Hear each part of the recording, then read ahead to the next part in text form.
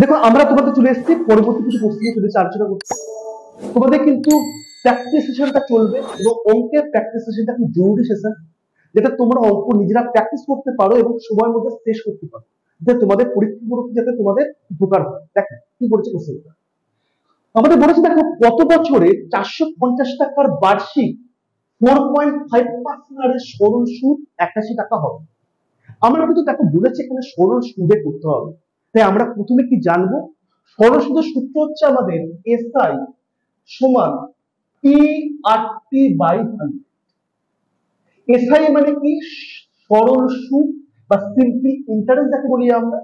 পিটা হচ্ছে প্রিন্সিপাল বা আসল, আর হচ্ছে সুদের হার, টি হচ্ছে সময়ের যেটা বছরে উল্লেখ করা থাকে।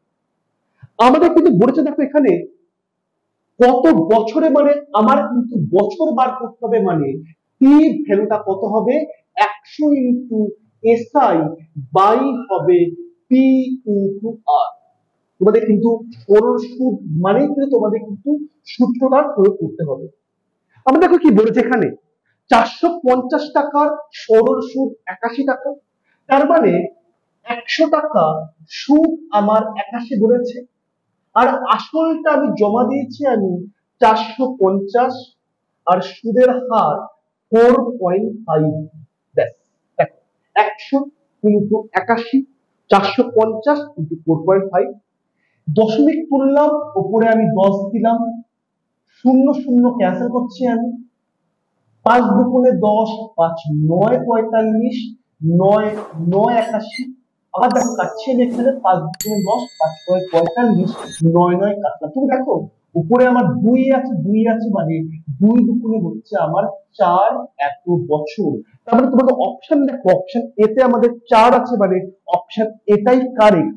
আমাদের অ্যান্সারটা হচ্ছে 4 বছর, তার মানে 4 বছরে 450 টাকার বার্ষিক 4.5% হারে সরল সুদ হবে আমাদের 81।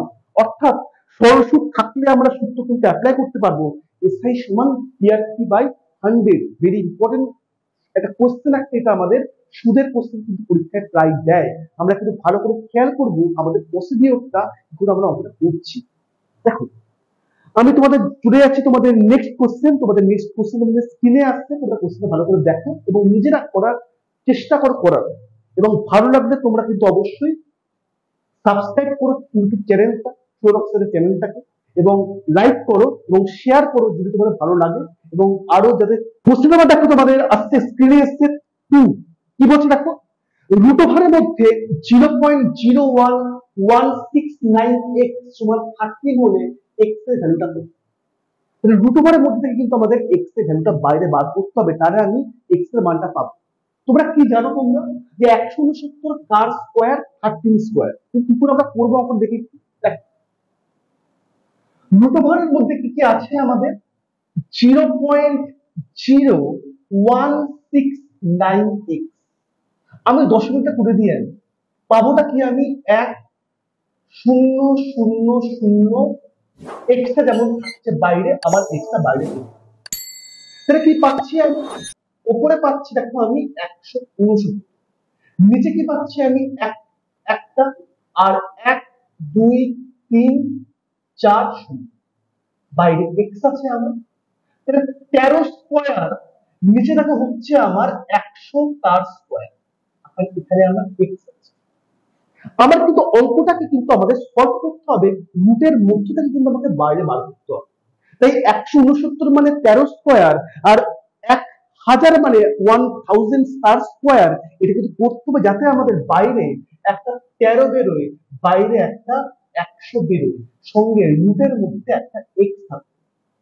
আমার কি দেখো বলেছে এখানে 13/100 রুট ওভার এক্স, বাইরে কিন্তু আমার 13 আছে, ইজিকল টু 13 মানে 13 13 কাটলে রুট এক্স এর মানে যদি হয় 100, তাহলে রুট এক্স কে যদি আমি স্কয়ার করি তাহলে কিন্তু 100টার স্কয়ার হবে, আর কত হবে আমার 1 2 3 4 চারটে শূন্য হবে, আর দুটো রুট এক্স গুণ করলে আমার একটা এক্স হবে। সো এক্স এর ভ্যালু হচ্ছে 1 1 2 3 4।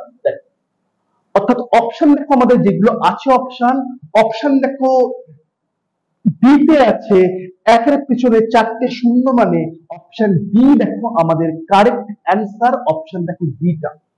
অর্থাৎ দেখো আমরা কিন্তু রুটের মধ্যে কিন্তু বাইরে বার করছি 169/10 তুললাম, 13 বেরোচ্ছে আর 100 বেরোচ্ছে, বাইরে আছে 13, মানে 13 আমাকে ক্যান্সেল হয়ে গেল, 100 আছে, তাই দুটো রুট যখন আমি গুণ করব তখন কিন্তু আমার সিঙ্গেল ভ্যালু করতে থাকবে। আমি তাই স্কোয়ার করছি যাতে আমাদের রুট এক্সটা উঠে গিয়ে সিঙ্গেল একটা এক্স হয়। আর এক্স এর ভ্যালু কত হচ্ছে আমার, একের পরে চারটে শূন্য হচ্ছে আমাদের, যেটা এখানে আছে অপশন নাম্বার ডি তে আছে। কোশ্চেন নাম্বার 2 হলো এটা, খুব ইম্পর্টেন্ট একটা অঙ্ক, রুটের মধ্যেকার অঙ্ক, নাম্বার সিস্টেমের একটা অঙ্ক আমাদের এটা। আমি নেক্সট অঙ্কে মুভ করছি, তোমরা ভালো করে কোশ্চেনটাকে ফলো করো। কোশ্চেন নাম্বার দেখো 3 আসছে কি আমাদের, যদি 517 স্টার 324 সংখ্যাটা 3 দ্বারা বিভাজিত হয় তবে স্টারের মানটা কত। দেখো বিভাজ্যতা একটা আমাদের ইম্পর্টেন্ট জায়গা, বিভাজ্যতা 3 দ্বারা বিভাজ্য সূত্র কি, সবকটা ডিজিটকে আমি যোগ করব, যোগফল যদি আমাদের 3 দ্বারা ভাগ করা যায় তাহলে গোটা সংখ্যাটাই আমাদের 3 দ্বারা ভাগ করা যায়। নিয়মটা কিন্তু আমাদের এটাই। তার মানে আমাদের কাছে কোন কোন সংখ্যাটা আছে, আমাদের কাছে দেখো আছে 517, স্টার আছে 324। আমাদের কাজটা কি হবে, সবকটা সংখ্যাটা যোগ করে দেওয়া কাজ। তাহলে 5 1 7 3 2 4 আমি সবকটা যোগ করব, কত হচ্ছে দেখি আমি, 5 আর 1 6 7 13 আর 3 16 আর 2 18 আছে 22, তার মানে হচ্ছে দেখো আমাদের 22 প্লাস স্টার হচ্ছে। তাহলে 22 প্লাস স্টার মানে আমাদেরকে স্টারের ভ্যালুটা এমন একটা হতে হবে যাতে 3 দ্বারা বিভাজ্যতা হয়। শুধু দেখো এখানে স্টারের ভ্যালুটা যদি আমি 2 বসাই তাহলে কত হবে, তাহলে আমার 22 প্লাস 2 হবে আমাদের 24, আর 24 কে 3 দিয়ে ভাগ করলে হয়ে যায় 8, তার মানে স্টারের ভ্যালুটা আমার 2 হবে। তোমরা দেখো অপশন বি তে আমাদের কিন্তু অলরেডি 2 আছেই, মানে বি অপশনটা কারেক্ট হবে। আর এটাই কিন্তু আমাদের 3 দ্বারা বিভাজ্যতার সূত্র।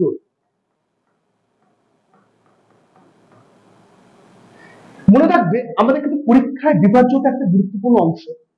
3 8 4 11 9 দ্বারা বিভাজ্যতার সূত্র আমাদের অঙ্ক পরীক্ষায় দেয়। পরবর্তী সেশনগুলো কিন্তু আমরা কিন্তু অন্য যেগুলো পরীক্ষা আছে বা অন্য যেগুলোতে বিভাজ্যতা আসে আমাদের 11 9 4 8 এগুলো কিন্তু আমরা ট্রাই করব। কোশ্চেন নাম্বার 3 হলো 4 এ আমি মুভ করছি, তুমি নেক্সট কোশ্চেন দেখো, তোমাদের স্ক্রিনে নেক্সট কোশ্চেন আছে। কোশ্চেন নাম্বার 4 দেখো, একটি গাড়ি তার প্রকৃত গতিবেগের 1/4 গতিতে 42 কিলোমিটার পথ 1 ঘন্টা 40 মিনিট 48 সেকেন্ডে অতিক্রম করলে গাড়িটা তার প্রকৃত গতিবেগের কত কিলোমিটার প্রতি ঘন্টায় যায়। এখানে কিন্তু আমাদের 1 ঘন্টা 40 মিনিট 48 সেকেন্ড আছে, আমি কিন্তু ঘন্টায় করতে হবে, না হলে কিন্তু আমার অঙ্কটা আসবে না। তাই দেখো 1 ঘন্টা 40 মিনিট 48 সেকেন্ড, এই অংশটাকে আমি ঘন্টায় করবো, মানে 1 প্লাস 60 মিনিটে 1 ঘন্টা মানে 40/60 প্লাস 48 সেকেন্ডকে ঘন্টায় করতে গেলে আমাকে 36 দিয়ে ভাগ করতে হবে। তাহলে 1 ঘন্টা থাকলো আমার, 40 মিনিট মানে 40/60 ঘন্টা, 48 সেকেন্ড মানে 48/36 সেকেন্ড, আমি টোটালটাকে আমি ঘন্টাতে নিয়ে গেলাম। তাহলে 0 0 কাটিয়ে আমি 2 দুগুণে 4 3 দুগুণে 6, তাহলে 1.666 প্লাস যদি কাটিয়ে আমি দেখবে এখানে আসছে আমাদের 1.6 সামথিং আসছে, সব মিলিয়ে দেখো আসছে আমার 1.677 সামথিং, মানে 1.6 দেখো এই আসছে আমার একক ঘন্টা। এই অঙ্কগুলো না যখন আমরা করব তখন কিন্তু ভাবতে হবে যে অঙ্কগুলোকে পুরোপুরি ভ্যালু সম্ভব নয়, কারণ 2/3 প্লাস 48/36 এর পুরোপুরি মানটা আসছে 1.677 বা তার বেশি। আমি একটা অ্যাপ্রক্সিমেট ভ্যালু দেব, এর মানটা আসছে আমার 1.68 এত ঘন্টা। এবার দেখো আমার প্রকৃত গতিবেগের 1/4 গতিতে পথটা কত, আমার 42 কিলোমিটার পথটা। আমার এখানে সময় পেলাম 1.68 এত ঘন্টা, আর ডিস্টেন্সটা পেলাম আমি 42 এত কিলোমিটার। তাহলে স্পিডটা কত? স্পিড মানে জানি আমি ডিস্টেন্স বাই টাইম, তাহলে 42 বাই 1.68। আমি এখানে দশমিক তুললাম, উপরে আমি একটা 101 তুললাম। এবার আমরা ট্রেন কাটাকুটি করে দেখি কত হচ্ছে, দেখি আমি 4 দিয়ে কাটিয়ে আমি 4 দুগুণে 8, 4 4 16, 4 25 100, মানে স্পিডটা আমার হচ্ছে দেখো 25 কিলোমিটার প্রতি ঘন্টা। কিন্তু কি বলেছিল অঙ্কটাকে আমাদের, গাড়ি তার প্রকৃত গতিবেগের 1/4 গতিতে, প্রকৃত গতিবেগের 1/4 গতিতে মানে প্রকৃত গতিবেগটা কিন্তু 4 গুণ হবে। তাই কোশ্চেনটা করেছে আমাদের প্রকৃত গতিবেগটা কত, তাহলে প্রকৃত গতিবেগটা নিশ্চয়ই তার 4 গুণ হবে। তার মানে প্রকৃত গতিবেগটা হবে 25 into 4, মানে 100 কিলোমিটার প্রতি ঘন্টা। তোমরা দেখো অপশন নাম্বার ডিতে আছে এখানে আমাদের 100 কিলোমিটার প্রতি ঘন্টা। তাহলে আমি কি করলাম ওটাকে, আমি 1 ঘন্টা 40 মিনিট 48 সেকেন্ডটাকে আমি পুরোপুরি ঘন্টায় আনলাম, কত হলো আমার 1.68 এত ঘন্টা হলো। এবং এটা একটা অ্যাপ্রক্সিমেট বা কাছাকাছি ভ্যালু হলো, কোনো অঙ্কগুলো তো পুরো ভ্যালু পাওয়া সম্ভব নয়।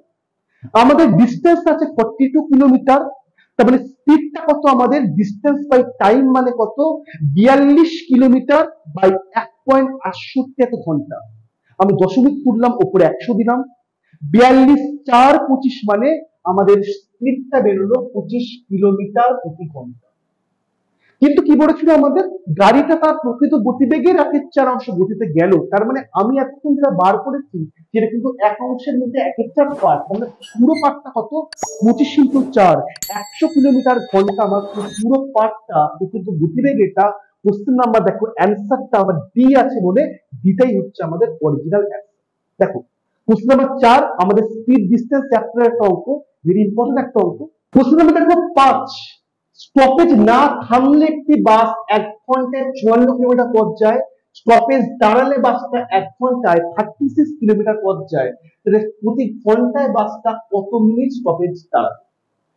খুব ইম্পর্টেন্ট একটা সূত্র আমাদের কি আছে, দাঁড়াবে। সূত্রটা হয় স্টপেজ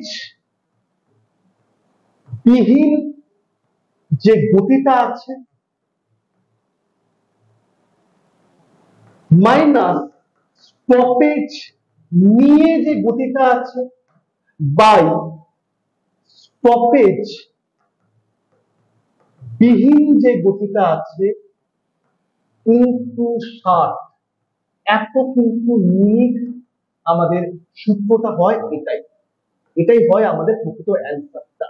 তাহলে স্টপেজ বিহীন গতিবেগ মাইনাস স্টপেজ নিয়ে যে গতিবেগটা আছে বাই স্টপেজ বিহীন গতিবেগ ইনটু 60, এত মিনিটে প্রতি ঘন্টায় বাসটা দাঁড়াবে এতক্ষণ।